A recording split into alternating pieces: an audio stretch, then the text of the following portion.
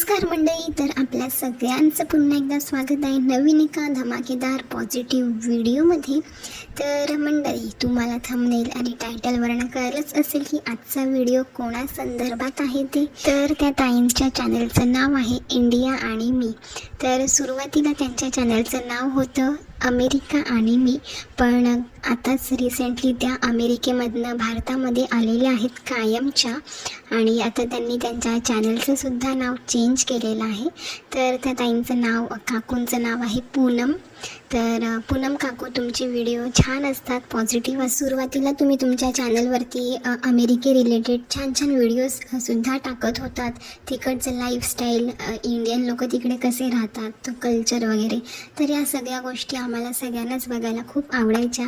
आणि तुमचं बोलणं अगदी बोलतात ना, मृदू आहे, गोड आहे, अगदी सॉफ्ट आहात तुम्ही. आणि काही तुम्हाला अशा निगेटिव्ह कमेंट जरी आल्या तरीसुद्धा तुम्ही त्यांना अगदी प्रेमाने उत्तरं देता. अगदी म्हणजे मी तुम्हाला कधी इतकं रागवताना, चिडताना कधी बघितलं नाही तुमच्या व्हिडिओमधनं. अगदी सॉफ्ट आहात तुम्ही, प्रेमळ आहात, आणि सुंदर कुटुंबसुद्धा आहे तुमचं.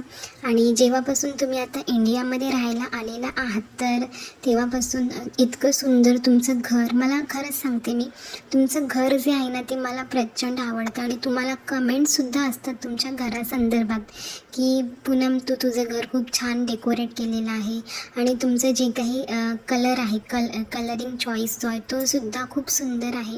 सोफा असेल घरातला, बाल्कनी असेल, इतकं सुंदर तुम्ही इंटिरियर केलेलं आहे ना तुमचं, म्हणजे अगदी मन प्रसन्न होतं ते सगळं काही बघून.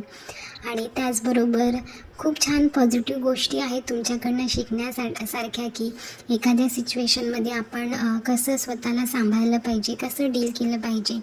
आणि रिसेंटलीच मी तुमचा एक व्हिडिओ पाहिला क्वेश्चन आन्सरचा. तर तुम्ही त्याच्यामध्ये सांगितलं की तुम्ही तुमच्या माहेरच्या लोकांना का दाखवत नाही, सासरच्या लोकांना का दाखवत नाही, तुम्हाला माहेर नाही आहे. तर तुम्ही हेही सांगितलं की ह्या सगळ्या गोष्टी मला सोशल मीडियावरती नाही स्प्रेड करायच्या, नाही शेअर करायच्या. मी जर त्या सगळ्या शेअर केल्या तर मला खूप सिंपती मिळेल, मला खूप व्ह्यूजसुद्धा येतील, आणि खूप माझे सबस्क्रायबरसुद्धा वाढतील.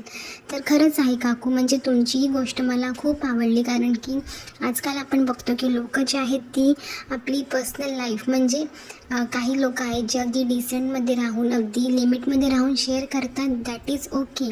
पण काही लोक असेही आहेत की लिमिटच्या बाहेर जाऊन सगळ्या गोष्टी शेअर करतात, आणि त्यातनं सिंपती मिळवतात. काही लोक हेटसुद्धा मिळवतात, आणि त्यांचे व्ह्यूज आणि सबस्क्रायबरसुद्धा वाढतात. पण तुमचं तसं अजिबात नाही. तर तुमची ही गोष्ट, तुमचा हा प्रामाणिकपणा खरंच कौतुकास्पद आहे काकू. आणि अगदी तुम्ही बिनधास्त आहात. लोक काय म्हणतील, लोक कितीही नावं ठेवतील, तरीसुद्धा तुम्ही तुमचं बोलतात ना, अगदी आयुष्य जे आहे ते अगदी भरभरून जगता, अगदी मनापासून जगता. आणि तुम्हाला जे करायचं आहे अगदी मनापासून ते तुम्ही करता. उगाचच कोणाच्या बोलण्यामुळे तुम्ही अजिबात थांबत नाही. अगदी तुमच्या व्हिडिओच्या माध्यमातून सुद्धा दिसतं. तुम्हाला शॉपिंगवरनं म्हणा किंवा तुमच्या लाईफस्टाईलवरनं म्हणा, खूप ट्रोल केलं जातं, खूप बोललं जातं. पण तुम्ही या सगळ्यांना अगदी म्हणजे न डगमगता, न घाबरता, अगदी अजून उत्साहाने व्हिडिओ बनवता आणि छान छान व्हिडिओ घेऊन येता. तर हा झाला सगळा पॉझिटिव्ह म्हणजे दृष्टिकोन तुमच्याकडे बघण्याचा किंवा तुमच्या व्हिडिओकडे बघण्याचा. पण एक दोन पॉईंट जे आहेत ते मला इथे मेन्शन करायचे आहेत काकू. तर हे जे पॉईंट आहे ना, तुम्ही अजिबात निगेटिव्हली घेऊ नका. हवं तर तुम्ही याच्यामध्ये विचार करून इम्प्रूव्हमेंट नक्कीच आणू शकता, जेणेकरून तुम्हाला आणि तुमच्या ऑडियन्सलासुद्धा चांगलं वाटेल आणि त्याचा फायदासुद्धा होईल.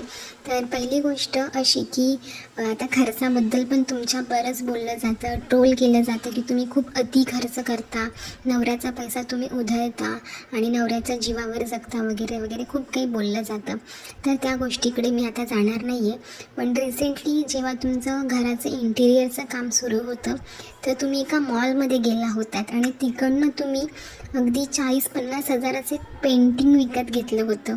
तर त्याच्यावरनं सुद्धा तुम्हाला बऱ्याचशा कमेंट आल्या होत्या की एवढं महागडं पेंटिंग घेण्याची काय गरज आहे. आणि ट्रोलर्स लोकांनी पण त्याच्यावरती मुद्दा उचलून धरला होता की तिला काय गरज आहे एवढं महागडं पेंटिंग घेण्याची वगैरे वगैरे. पण मला असं वाटतं की तो तुमचा चॉईस आहे, तुमचा पैसा आहे. कुठे खर्च करायचा, कुठे नाही करायचा ते सर्वस्वी तुमचं स्वतःचं आहे. पण मला तुम्हाला एक सांगायचं आहे काकू, जेव्हा आपण सोशल मीडियावरती असतो ना ॲज अ सोशल इन्फ्लुएन्सर म्हणून, तर आपल्याला ह्या गोष्टीचं सुद्धा भान असलं पाहिजे. तर आता तुम्हाला बघणारा मोस्टली ऑडियन्स हा स्त्री वर्गच आहे. म्हणजे जास्तीत जास्त स्त्रियाच तुम्हाला बघतात आणि ह्या सगळ्या स्त्रिया ज्या आहेत ना त्या मध्यमवर्गीय स्त्रिया आहेत. तर त्यामुळे त्यांच्यावरती सुद्धा तुमचा ह्या सगळ्या गोष्टीचा इम्पॅक्ट होतो आणि होऊ शकतो. त्यामुळे तुम्हाला ह्या गोष्टीचं भान असणं खूप गरजेचं आहे बाबा. मी आता ही जर एवढी महागडी पेंटिंग घेत आहे तर त्याची प्राईज न सांगता तुम्ही ती पर्सनली ठेवली असती ना तरी चाललं असतं. आता बघा एवढे जण तुमचे व्हिडिओ बघतात, 50-60 हजार व्ह्यूज असतातच नॉर्मली तुमच्या व्हिडिओला. तर त्या 50-60 हजार बायकांमधनं 10% तरी बायका अशा असतीलच ना ज्या अगदी कॉमन घरामधनं आहे. पण त्यांचं कसं, आता पूनमताईने 50 हजाराचं पेंटिंग घेतलेलं आहे.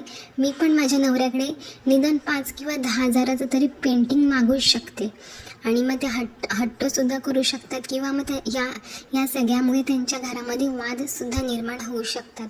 त्यामुळे या सगळ्या गोष्टींचा तुम्ही विचार करा, कारण की तुम्हाला बघणारा सगळा ऑडियन्स जो आहे तो अगदी मिडल क्लास फॅमिलीमधनं आहे आणि सगळ्या लेडीजच आहेत. त्यामुळे प्लीज तुम्ही ह्या गोष्टीचं भान ठेवा. तुम्ही मस्त पैसे म्हणजे जे आहेत ते कुठे इन्व्हेस्ट करायचे आहेत, काय घ्यायचं आहे ते तुमचं सगळं पर्सनल आहे. पण प्लीज जरा प्राईज वगैरे सांगताना जरा सांभाळून, कारण की ही जी मिडल क्लास फॅमिली आहे तर ह्या बायका ज्या आहेत सगळ्याच काही समजदार असतात अशा नाही आहेत. त्या त्यांच्या फॅमिलीमध्ये भांडणसुद्धा करू शकतात की तिला इतकं काही सगळं काही फ्रीडम मिळत आहे, इतकं चैनीच्या वस्तू ती वापरत आहे, तर त्याच्यापेक्षा कमीमध्ये सुद्धा आम्ही का नको करायला, आम्ही का असं राहावं वगैरे वगैरे अशा सगळ्या गोष्टी होऊ शकतात आणि त्यांच्या फॅमिलीमध्ये खूप काही गोष्टी घडू शकतात. तर ते होऊ नये त्यामुळे तुम्ही प्लीज याची जरा काळजी घ्या. आणि काल तुम्ही स्टार बाजारमधनं काहीतरी भाजी आणली होती आणि तुम्हाला बऱ्याचशा कमेंट होत्या की त्याच्यामध्ये शेंगा ज्या आहेत त्या खराब होत्या आणि भाजी जी आहे प्रचंड तू महाग आणली होती, तू एखाद्या भाजी मार्केटमध्ये जायला हवं होतं. तर खरंच काकू म्हणजे स्टार बाजार मध्ये जाऊन भाजी घेण्यामध्ये काहीच अर्थ नाही आहे. एक तर तिकडे काही फ्रेश भाज्या नसतातच.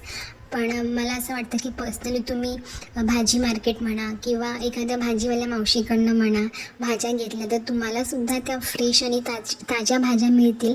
आणि ज्यांना गरज आहे, जे अगदी खूप कष्ट करतात तर त्यांच्यापर्यंतसुद्धा जे ज्यांना गरज आहे त्यांच्याकडनं जर आपण ह्या सगळ्या आपल्या रोजच्या गोष्टी जर घेतल्या ना तर त्यांनासुद्धा फायदा होईल आणि आपल्यालासुद्धा एक समाधान लाभेल.